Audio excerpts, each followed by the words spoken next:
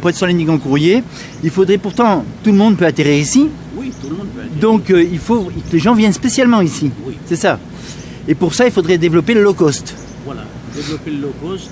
Il faut aller chercher les marchés vers l'Asie, parce qu'on sait que c'est un marché très porteur vers l'Asie. La Chine, la Corée, bon, on a essayé pendant quelques temps, ça n'a pas marché. Mais ils viennent les Japonais ici. Les Japonais, oui. Ils viennent déjà. Ils sont là. Mais qu'est-ce qu'ils font? Le problème, c'est qu'ils restent pas longtemps. Le Japonais est un touriste spécial parce que ben, vous savez comment ils sont. Oui. Voilà, eux, ils viennent, ils ont une semaine dans l'année. C'est ça, très court. Son patron lui donne temps. En une semaine, il faut qu'il vide tout ça. C'est ça, exactement. Et il repart. Voilà, c'est le style japonais. Par contre, les Français pourraient venir aussi parce que si les prix d'avion étaient moins chers, ils pourraient venir. Mais on va dire que les Français, jusqu'à aujourd'hui, c'est le meilleur tourisme qui arrive en Calédonie. Oui. Pourquoi le Français est le meilleur? Parce que le Français, c'est quelqu'un qui veut toucher à tout. C'est quelqu'un de curieux. Et c'est quelqu'un qui n'hésite pas à acheter. Et c'est quelqu'un qui veut découvrir autre chose qu'il a chez lui. Lui, il part de chez lui, entre quatre murs, il y a la télé, il y a tout ça. Lui, quand il arrive ici, qu'est-ce qu'il veut? C'est dormir dans une case, à côté d'un feu. Il veut voir la personne griller ce que lui va manger dans 5-10 minutes, un poisson grillé. Vivre avec les tribus. Voilà, vivre avec les tribus. C'est ça. Et ça, c'est intéressant. C'est pour ça que le français est très intéressant, comme l'européen. Tout à fait. Mais comment arriver à baisser les prix alors? Comment? Parce que le problème, c'est ça. Alors, parce que là, actuellement, on ne peut pas atterrir là. Ça, c'est le gros souci du gouvernement. Actuellement, la Nouvelle-Calédonie, comme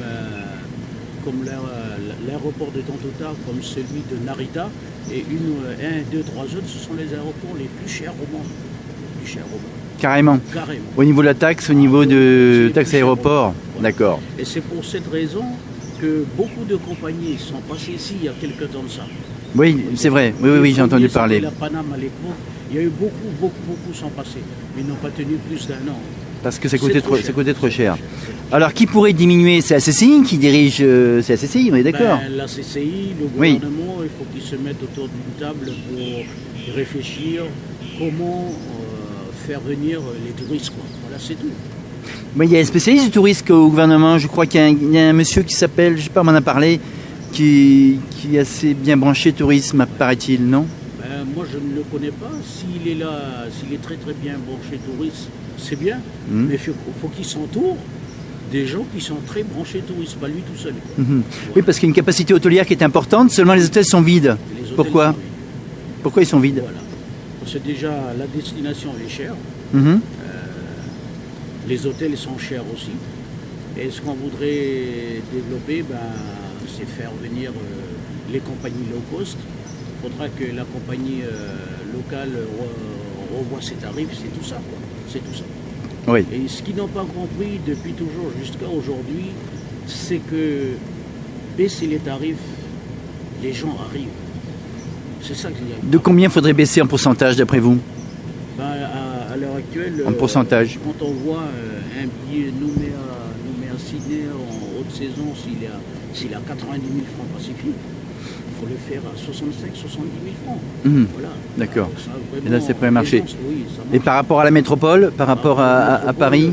Par rapport à la métropole, à une époque, je donne une comparaison, il y a eu AOM qui est arrivé, il y a eu Miner qui est arrivé. Corsair, non? Corsair est arrivé. Corsair, qu'est-ce qu'il a fait? Il a carrément cassé le monopole d'Air France à l'époque en proposant des billets à 110 000 francs Pacifique en faisant Paris-Bangkok Nouméa. 110 000. Ah, c'est un beau prix, ça. C'est un beau prix, ça. 110 000 francs à l'époque.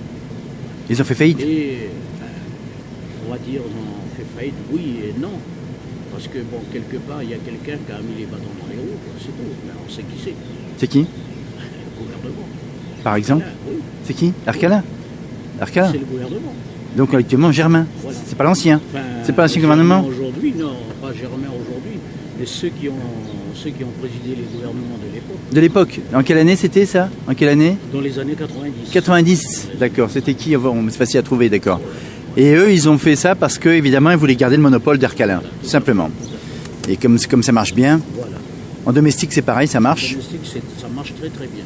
Plus que le reste. Pourquoi une différence de prix entre un billet Melbourne, par exemple, Nouméa, par un Arcalin et par la Qantas, c'est pas le même prix. Pourquoi? C'est pas le même tarif. Pourquoi? Et de temps en temps, Qantas c'est plus cher. Ah bon? Ouais. J'ai discuté avec une dame hier qui revenait par Qantas. Elle n'était pas, on va dire qu'elle était déçue parce que le tarif était plus élevé que celui d'Arcalin.